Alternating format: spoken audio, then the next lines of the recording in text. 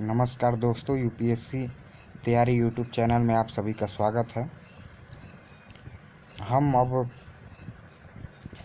NCERT के कुछ question solve करेंगे।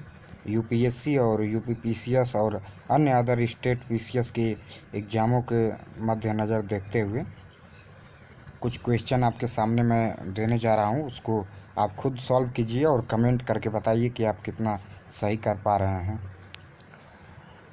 ये क्वेश्चन आप जब तक पढ़े नहीं होंगे तब तक सॉल्व करना मुश्किल है, इसीलिए हमारी राय है कि एनसीईआरटी आप नहीं पढ़े हैं तो पढ़ लीजिए और इसके बाद क्वेश्चन सॉल्व करेंगे तो और अच्छा से सॉल्व करेंगे। चलिए ठीक है दोस्तों, तब शुरू किया जाता है। पहला क्वेश्चन इसमें पूछा गया है, प्रस्तावना क्या है? ए नारा है, बी नाम है, सी संसद के एक अधिनियमों का एक परिचय जिसमें उसके कारणों तथा उद्देश्यों पर प्रकाश डाला गया है, डी लंबी कविता। 5 सेकंड दे रहा हूँ, आप वो कीजिए, बताइए ऑप्शन उसके बाद।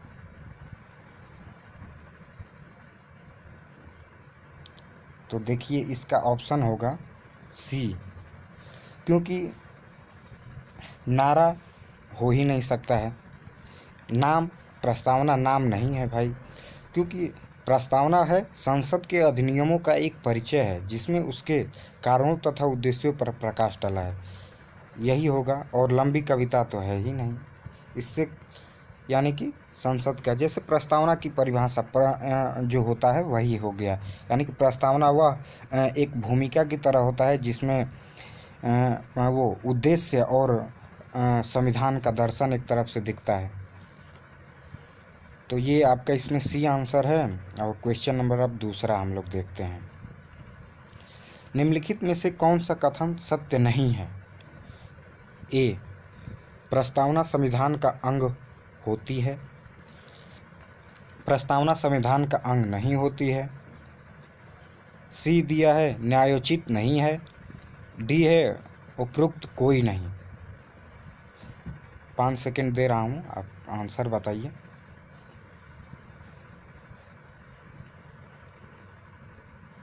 चलिए दोस्तों, इसका आंसर होगा आपका, इसमें पूछा है सत्य नहीं है, यानी कि पहला तो सत्य है, प्रस्तावना संविधान का एक अंग है, क्योंकि केशवानंद भारती बनाम केरल राज्य में यह बताया गया कि प्रस्तावना वो होता है आपका, यानी कि इसमें आपका ऑप्शन बी गलत है।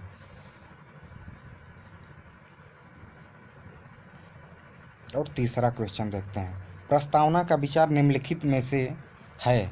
USA, Britain, Canada, France. चलिए दोस्तों, इसका आंसर है आपका यूएसए, क्योंकि हमारा प्रस्तावना सबसे पहला जो संविधान लिखित संविधान है वो यूएसए का है, और प्रस्तावना भी सबसे पहले यूएसए द्वारा लिखी गई है, इसीलिए प्रस्तावना का विचार यूएसए से ही लिया गया है। अब चौथा क्वेश्चन देखते हैं आपका। भारतीय संविधान में प्रस्तावना को निम्नलिखित सभा द्वारा कब ग्रहण किया गया? संविधान सभा द्वारा कब ग्रहण किया गया है? ए सम्मेलन के प्रथम दिन, बी 13 दिसंबर 1946, सी 22 जनवरी 1947, डी 26 नवंबर 1949।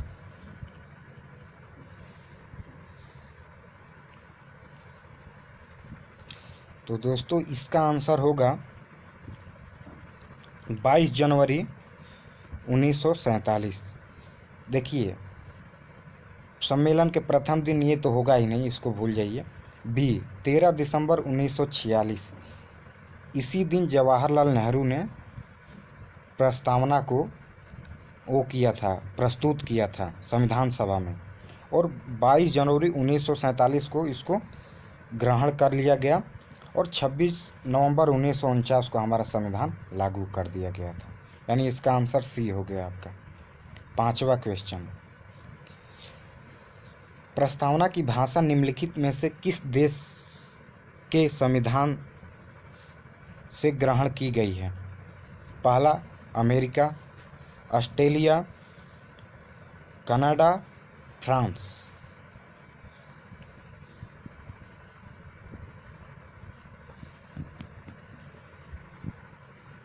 तो इसका दोस्तों आंसर आपका होगा कि ऑस्ट्रेलिया, यानी ऑप्शन बी सही है। यानी हमारा प्रस्तावना जो है उसकी भाषा ऑस्ट्रेलिया से लिया गया है।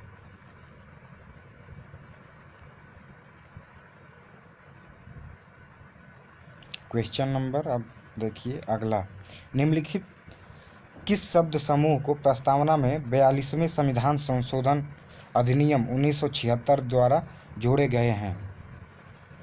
ए न्याय और स्वतंत्रता, बी स्वतंत्रता और भ्रातृत्व, सी सामाजिक पंथनिरपेक्ष एवं अखंडता, फिर आपका डी है भारतत्व और न्याय।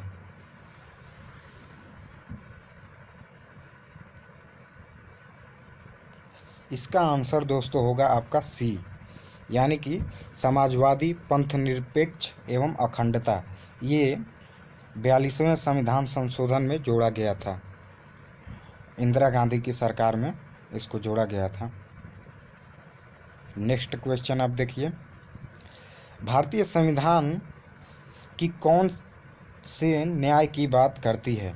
सामाजिक व आर्थिक, आर्थिक और राजनैतिक, सी सामाजिक आर्थिक और राजनैतिक, डी सामाजिक आर्थिक राजनैतिक एवं धार्मिक।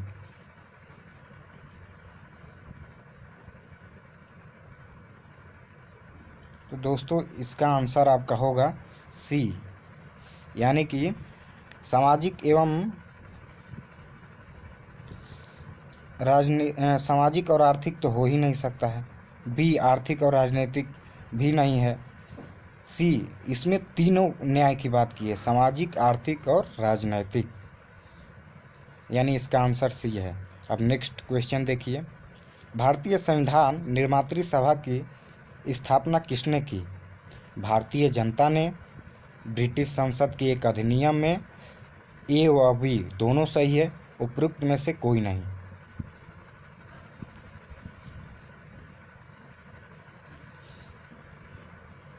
इसका आंसर सी होगा, यानी कि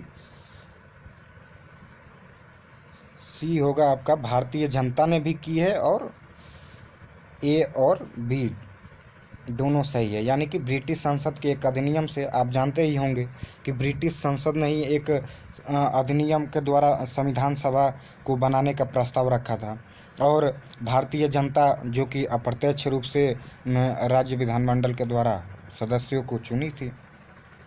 क्वेश्चन नंबर 9, नेक्स्ट क्वेश्चन अब देखिए, किस राजनीतिक पुरुष ने प्रस्तावना को राजनीतिक जन्म कुंडली कहा है?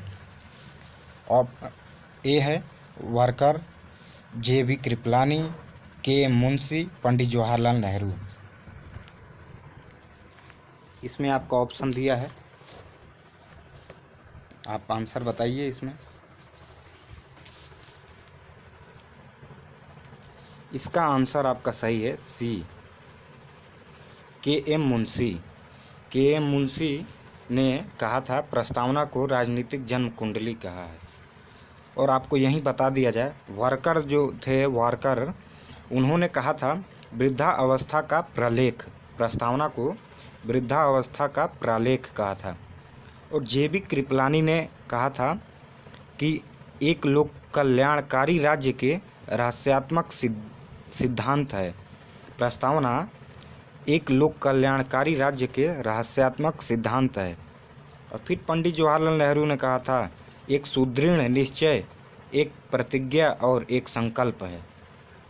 इन्होंने कहा था पंडित जवाहरलाल नेहरू ने। और क्वेश्चन नंबर अब 10वां, वी द पीपुल शब्दावली किस देश के संविधान से ग्रहण की गई है? अमेरिका, कनाडा, जर्मनी, दक्षिण अफ्रीका। तो दोस्तों इसका आंसर आपका होगा अमेरिका। यह अमेरिका के संविधान में ही लिखा गया है। सबसे पहले वी द पीपुल व हमारे जो संविधान सभा के लोग थे उन्होंने अमेरिका से ग्रहण किया है। 11वां क्वेश्चन देखिए, संविधान को एक पवित्र दस्तावेज किसने कहा है? B.R. अम्बेडकर, महात्मा गांधी, दीनदयाल उपाध्याय, मोहम्मद अली जिन्ना।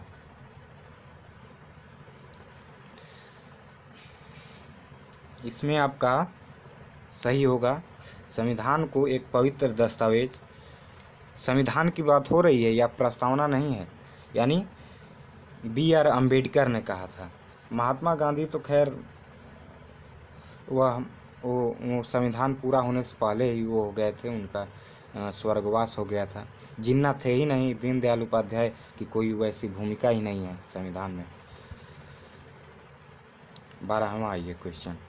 भारतीय संविधान अगर शरीर है तो प्रस्तावना उसकी आत्मा, यह कथन किसका है?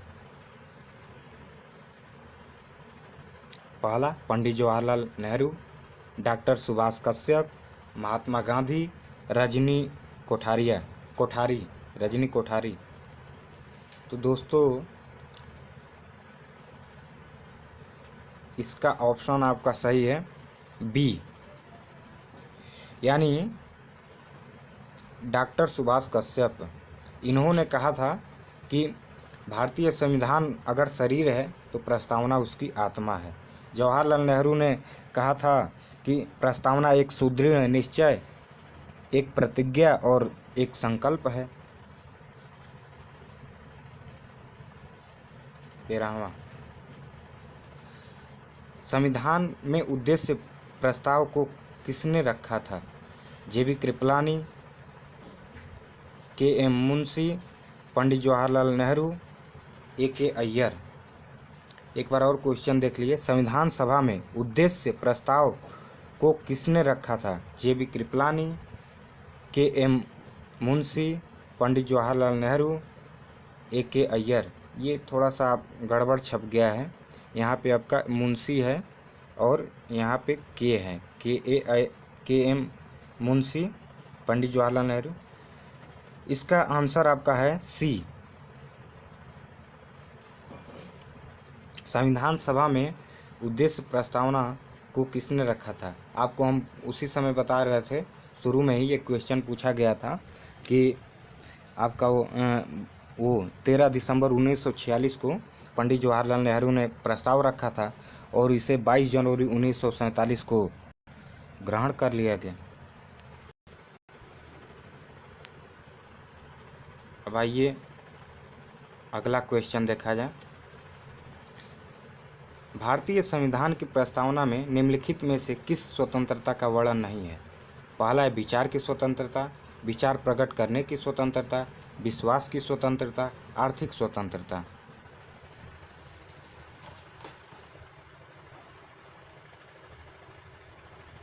इसमें आपका सही है आर्थिक स्वतंत्रता, क्योंकि विचार की स्वतंत्रता हमारे प्रस्तावना में है ही, विचार प्रकट करने की स्वतंत्रता एक ही है दोनों, विश्वास की स्वतंत्रता बिल्कुल है और आर्थिक स्वतंत्रता नहीं है। आर्थिक, सामाजिक, आर्थिक एवं राजनीतिक न्याय है।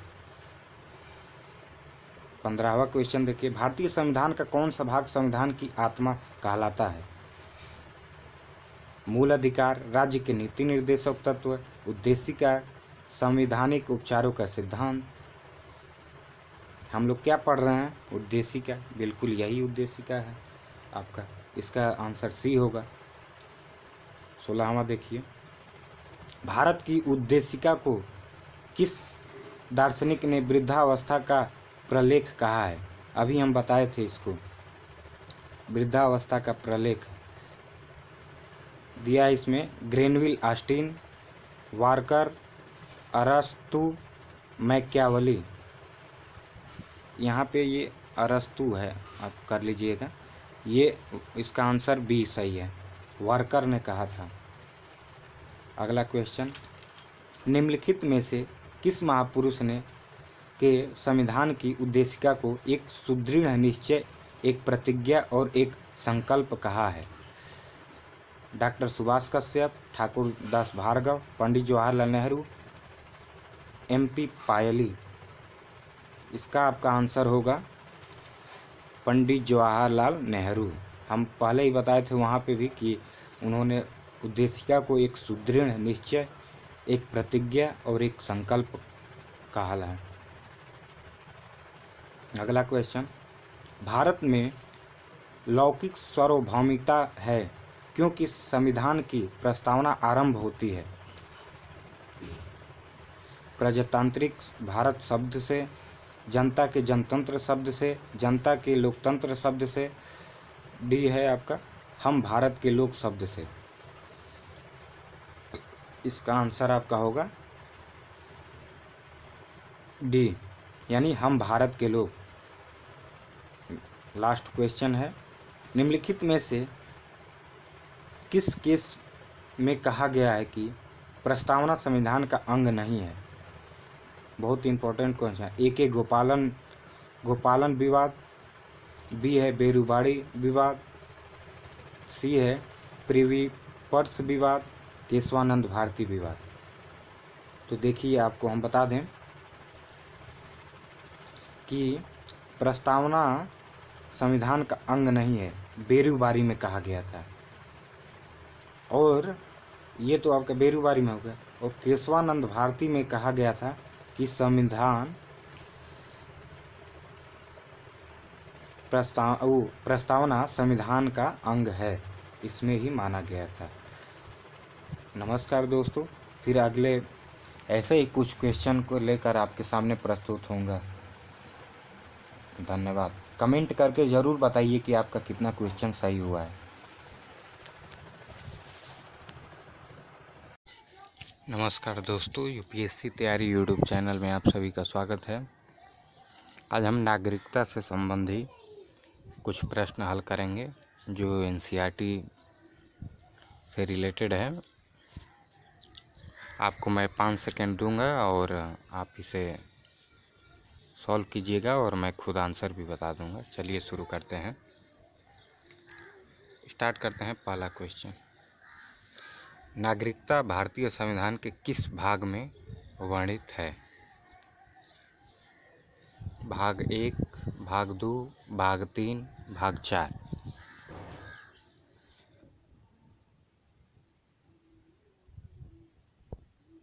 इसका आंसर होगा आपका भाग 2, यानी कि नागरिकता आपका जो है वो भाग 2 में वर्णित है। भाग 1 में है आपका संघ और राज्य क्षेत्र है, भाग 2 में नागरिकता है, भाग 3 में मौलिक अधिकार है और भाग 4 में डीपीएसपी यानी कि राज्य के नीति निर्देशक तत्व है। चलिए अगला क्वेश्चन देखते हैं। नागरिकता का वर्णन संविधान के किस अनुच्छेद तक वर्णित है? अनुच्छेद 5 से 11, अनुच्छेद 6 से 12, अनुच्छेद 4 से 10, अनुच्छेद 7 से 13।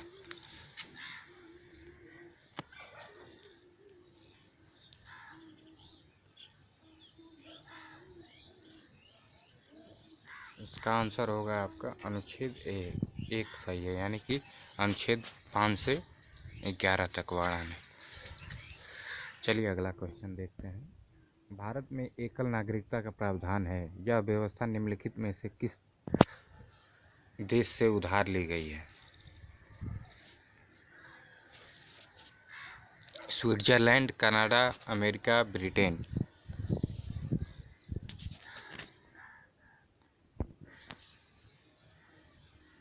इसका आंसर हो जाएगा आपका ब्रिटेन, यानी कि ब्रिटेन से हमारे देश के संविधान निर्माताओं ने लिया था एकल नागरिकता का प्रावधान। अगला क्वेश्चन देखिए, नागरिकता संबंधी प्रावधान किस तिथि को लागू हुआ था? 24 नवंबर 1949, 25 नवंबर 1949, 26 नवंबर 1949, 28 नवंबर 1949।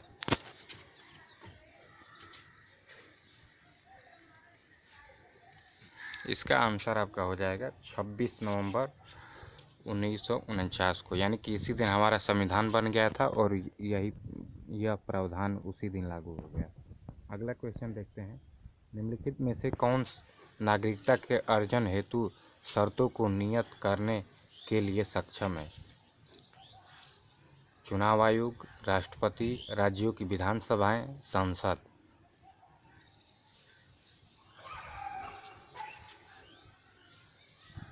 इसका आंसर हो जाएगा दोस्तों आपका संसद, यानी कोई भी नागरिकता संबंधी कानून बनाने और का अधिकार जो है उसको केवल संसद के पास ही है। अर्जन हेतु जो भी है का सब संसद ही करती है। अगला क्वेश्चन है, भारतीय संविधान में निम्नलिखित में से कौन सी नागरिकता करता है? दोहरी नागरिकता, एकल नागरिकता, उपयुक्त दोनों, इनमें से कोई नहीं।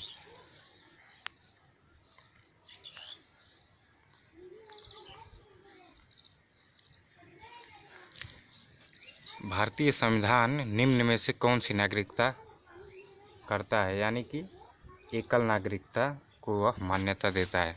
हमारे संविधान में एकल नागरिकता की ही बात की गई है, दोहरी नागरिकता स्वीकार नहीं किया गया है। अगला क्वेश्चन देखिए, भारत में नागरिकता निम्नलिखित विशेषताओं में से कौन सा सही है? राज्य तथा राष्ट्र की दोहरी नागरिकता, राज्य की एकल नागरिकता, संपूर्ण भारत की एकल नागरिकता, भारत और अन्य देश की दोहरी नागरिकता।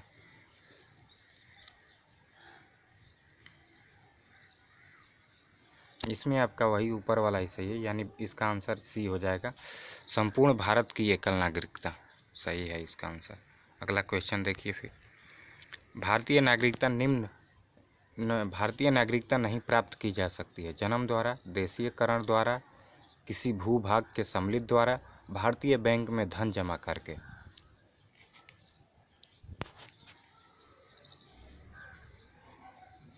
इसका आंसर आपका हो जाएगा डी, यानी कि भारतीय बैंक में धन जमा करके, इससे नागरिकता नहीं प्राप्त हो सकती। जन्म से प्राप्त हो सकती है, देशीयकरण से भी प्राप्त हो सकता है, भूभाग को अगर सम्मिलित किया जा रहा है उससे भी प्राप्त हो सकता है। किस देश में दोहरी नागरिकता का सिद्धांत स्वीकार किया गया है? भारत, कनाडा, ऑस्ट्रेलिया, संयुक्त राज्य अमेरिका।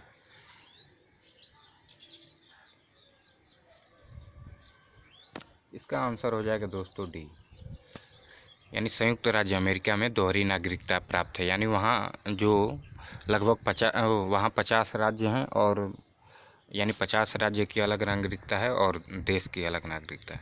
भारतीय प्रवासी दिवस कब मनाया जाता है? 9 जनवरी, 7 जनवरी, 6 जनवरी, 9 फरवरी।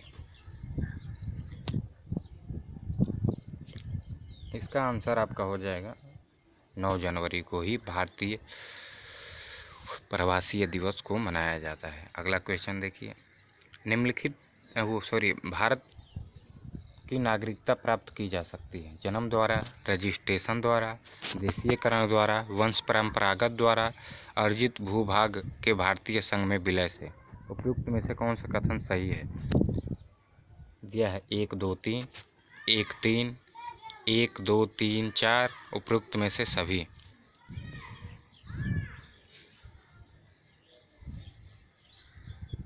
इसका आंसर हो जाएगा आपका उपयुक्त में से सभी, यानी कि इन सभी में से भारतीय नागरिकता को प्राप्त किया जा सकता है। निम्नलिखित में से भारत में नागरिकता निर्धारण का विशिष्ट अधिकार किसे प्राप्त है? न्यायालय, केंद्र सरकार, संसद, राज्य सरकार। ये क्वेश्चन हो ही चुका है पहले, यानी कि संसद के पास ही पावर है कोई भी नागरिकता को निर्धारण करने। अगला क्वेश्चन देखिए, भारत में नागरिकता की निम्नलिखित विशेषताओं में से कौन सी सही है? राज्य तथा राष्ट्र में दोहरी नागरिकता, राज्य की एकल नागरिकता, संपूर्ण भारत की एकल नागरिकता, भारत और अन्य देश की दोहरी नागरिकता। इसमें भी आपका सी हो जाएगा, ये क्वेश्चन 2 बार छप गया है। अगला क्वेश्चन देखिए, भारत के किस अनुच्छेद में नागरिकता अर्जन एवं समाप्त संबंधी उपबंध हैं? अनुच्छेद 9, अनुच्छेद 10, अनुच्छेद 11, अनुच्छेद 12।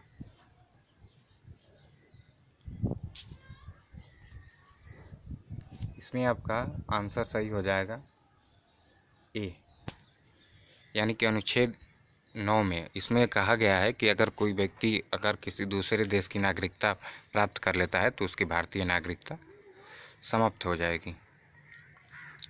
अगला क्वेश्चन, किस देश में दोहरी नागरिकता का सिद्धांत स्वीकार किया गया है? भारत, कनाडा, ऑस्ट्रेलिया, संयुक्त राज्य अमेरिका। ये भी क्वेश्चन 2 बार छप गया है, यानी कि अमेरिका ही हो जाएगा। अगला क्वेश्चन देखिए, निम्नलिखित कथनों पर विचार कीजिए। भारत में नागरिकता में स्थायी उपबंध नहीं है, दूसरा है, वह केवल उन व्यक्तियों की पहचान करता है जो 26 जनवरी 1950 से भारत के नागरिक बने। उपयुक्त में से कौन सा कथन सत्य है? केवल एक, केवल दो, केवल दोनों, इनमें से कोई नहीं। दोस्तों यहाँ पे ये एक है, आप इसे कर लीजिएगा। ये एक है, वो हो गया। इसका आंसर हो जाएगा दोनों। ये दोनों है, यानी कि ये दोनों सत्य हैं। दोनों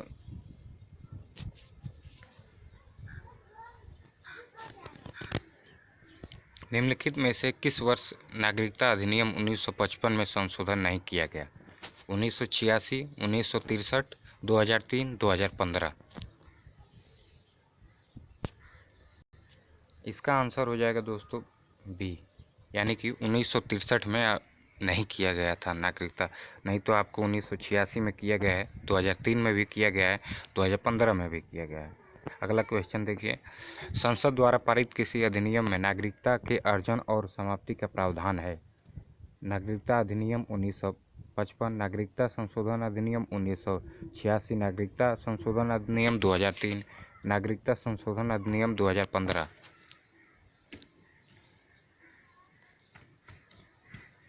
इसका आंसर आपका हो जाएगा ए, यानी कि नागरिकता अधिनियम 1955 में ही यह प्रावधान है। अगला क्वेश्चन, किस समिति के सुझाव पर नागरिकता संशोधन विधेयक 2003 को पारित किया गया? लक्ष्मीमल सिंघवी समिति, जीवी के राव समिति, JVP समिति, उपरोक्त में से कोई नहीं। इसका आंसर दोस्तों आपका हो जाएगा ये लक्ष्मी सिंघवी समिति। इन्हीं के वो कहने पर 2003 का संशोधन। नमस्कार दोस्तों, UPSC तैयारी यूट्यूब चैनल में आप सभी का स्वागत है। हम इससे पहले 2 सेगमेंट कर चुके थे, एक आपका वो प्रस्तावना और दूसरा नागरिकता, और ये तीसरा टेस्ट है जिसका नाम है मौलिक अधिकार से कुछ संबंधित है। अगर आपने वो दोनों टेस्ट नहीं देखे हैं तो कृपया आप डिस्क्रिप्शन में लिंक दिया गया है, आप उस पर जाकर और देख सकते हैं। आइए क्वेश्चन को सॉल्व किया जाए। पहला क्वेश्चन है, निम्नलिखित में से कौन सा सही है? भारतीय संविधान में मूल अधिकारों को शामिल करने के लिए नेहरू रिपोर्ट 1928 ने समर्थन किया था। दूसरा वो है आपका बी ऑप्शन है, भारत सरकार अधिनियम 1935 में मूल अधिकारों को प्रश्रय दिया था। अगस्त प्रस्ताव 1940 में मूल अधिकार शामिल किए गए थे। क्रिप्स मिशन 1942 में मूल अधिकारों के प्रश्रय दिया था। आपको एक सही उत्तर चुनना है, 5 सेकंड देंगे आपको।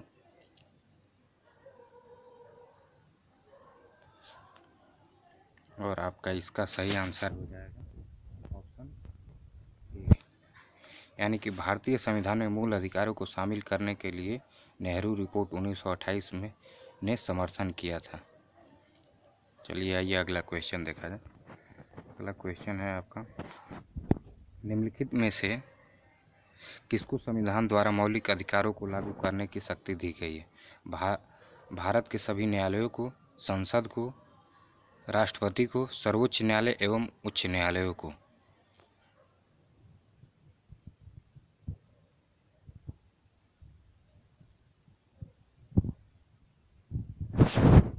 इसका आंसर आपका हो जाएगा डी, यानी कि सर्वोच्च न्यायालय एवं उच्च न्यायालयों को। चलिए अगला क्वेश्चन आइए देखा जाए। मौलिक अधिकार क्या है?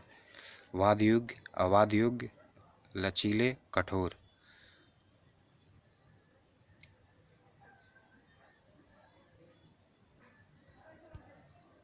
इसका आंसर आपको हो जाएगा ए, यानी कि वाद योग्य है मौलिक अधिकार। यह PCS में पूछा जा चुका है क्वेश्चन।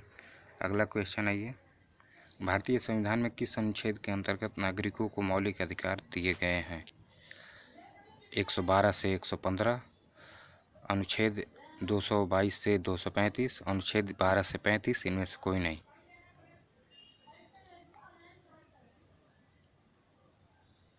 इसका इसका आंसर आपका हो जाएगा बी, यानी कि अनुच्छेद 12 से 35 मौलिक अधिकारों दिए गए। ये अगला क्वेश्चन अब देखिए, भारत में मौलिक अधिकारों के संबंध में निम्नलिखित वक्तव्यों पर विचार कीजिए। ये राज्य कृत्य के विरुद्ध एक गारंटी हैं। ये संविधान के भाग 2 में सूचीबद्ध हैं। सामाजिक, आर्थिक और राजनीतिक न्याय सुनिश्चित करते हैं। यह संयुक्त राज्य अमेरिका में अधिकारों के बिल की भांति नहीं है। अब नीचे दिए गए कूट से सही उत्तर चुनिए। 1 तथा 2 सही है, 2 तथा 3 सही है, 1, 3, 4 सही है, 2, 3, 4 सही है।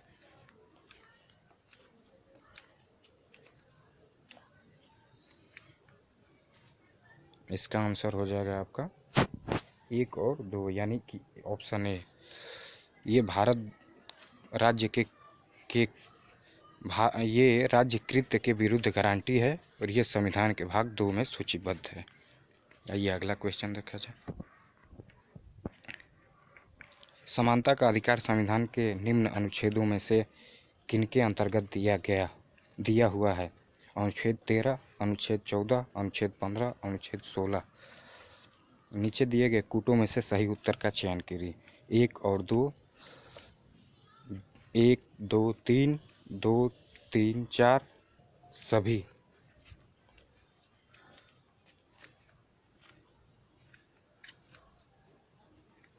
इसका उत्तर हो जाएगा आपका 2, 3, 4, यानी कि सी, ऑप्शन सी सही है। यानी कि 14, 15 और 16 में दिया गया है, क्योंकि 14 से 18 तक आपका वो होता है समानता का अधिकार। अगला क्वेश्चन आइए। भारतीय संविधान के अनुच्छेद 13 का मुख्य उद्देश्य निम्नलिखित में से किसके संदर्भ में संविधान की सर्वोच्चता सुनिश्चित करता है? राज्य के नीति निर्देशक तत्व, मौलिक अधिकार, मौलिक कर्तव्य, उपरोक्त सभी।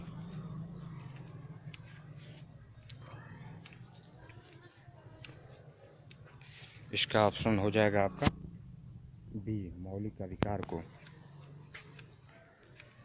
आइए अगला क्वेश्चन देखा जाए। धर्म आदि के आधार पर विभेद का प्रतिषेध भारत के संविधान का अनुच्छेद 15 एक मूल अधिकार है, जिसे इसके अधीन वर्गीकृत किया जाएगा।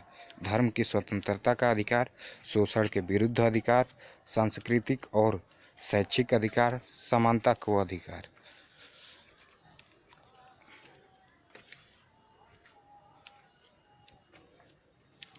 इसका ऑप्शन आपको हो जाएगा डी, यानी कि समानता को अधिकार। अगला क्वेश्चन है ये, भारतीय संविधान में समानता का अधिकार 5 अनुच्छेदों द्वारा प्रदान किया गया है। ये हैं अनुच्छेद 16 से 20, अनुच्छेद 15 से 19, अनुच्छेद 14 से 18, अनुच्छेद 13 से 17।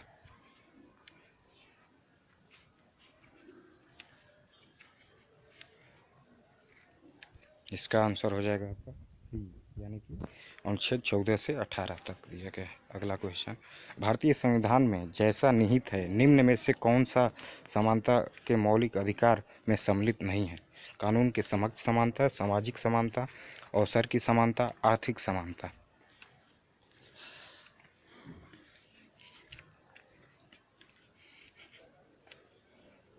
इसमें आपका डी ऑप्शन सही है, आर्थिक समानता।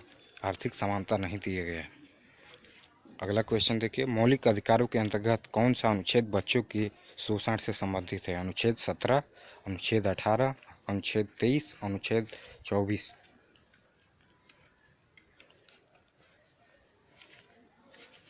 इसका आपका ऑप्शन हो जाएगा अनुच्छेद 24, यानी कि अनुच्छेद 24 जो है वो बच्चों के शोषण से संबंधित है। अगला क्वेश्चन देखिए, संविधान के किस प्रावधान द्वारा अस्पृश्यता का उन्मूलन किया गया है?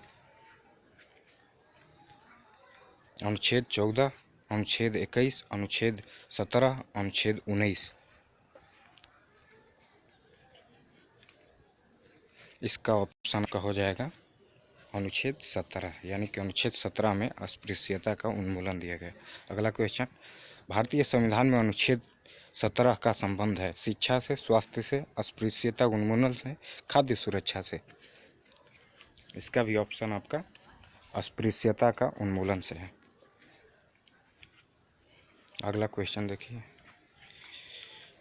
न्यायालय उपधारित कर सकता है कि अपराध घटित करने वाला कोई कृत्य अस्पृश्यता के आधार पर किया गया है यदि ऐसा अपराध के संबंध में किया जाता है अनुसूचित जाति के सदस्य, अनुसूचित जनजाति के सदस्य, किसी भी समुदाय के सदस्य, उपरोक्त में से कोई नहीं।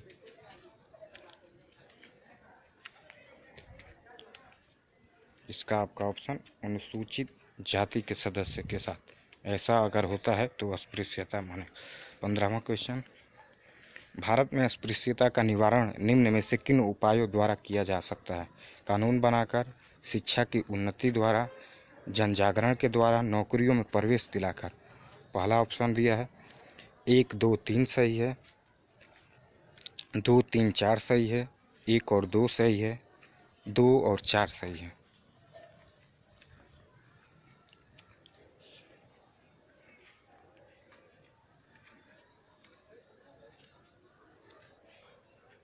इसका ऑप्शन हो जाएगा आपका 1, 2, 3 सही है, यानी कि ए, यानी कानून बनाकर भी इसका वो कर सकते हैं, उपाय हो सकता है, शिक्षा उन्नति करके भी हो सकता है, जनजागरण के द्वारा भी कर सकते हैं।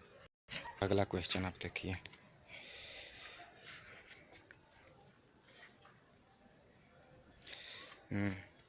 भारतीय संविधान के अंतर्गत निम्नलिखित में से किसे मूल अधिकारों का संरक्षण साझा करता है? संसद को, राष्ट्रपति को, न्यायपालिका को, प्रधानमंत्री को।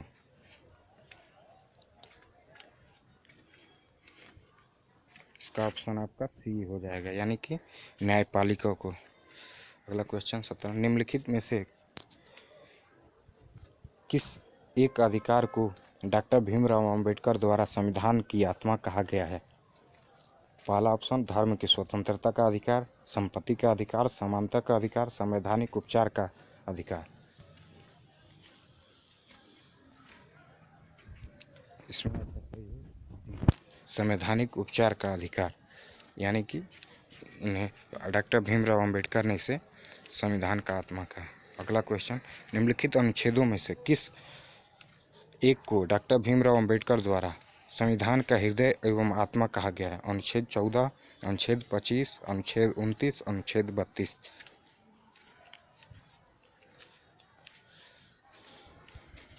इसका ऑप्शन आपका डी हो जाएगा, यानी कि अनुच्छेद 32 के द्वारा डॉक्टर भीमराव अंबेडकर द्वारा कहा गया है कि हृदय और आत्मा।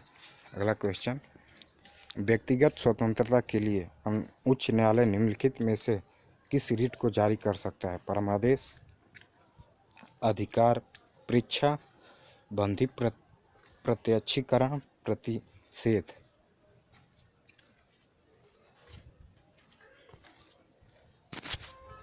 इसका ऑप्शन आपका हो जाएगा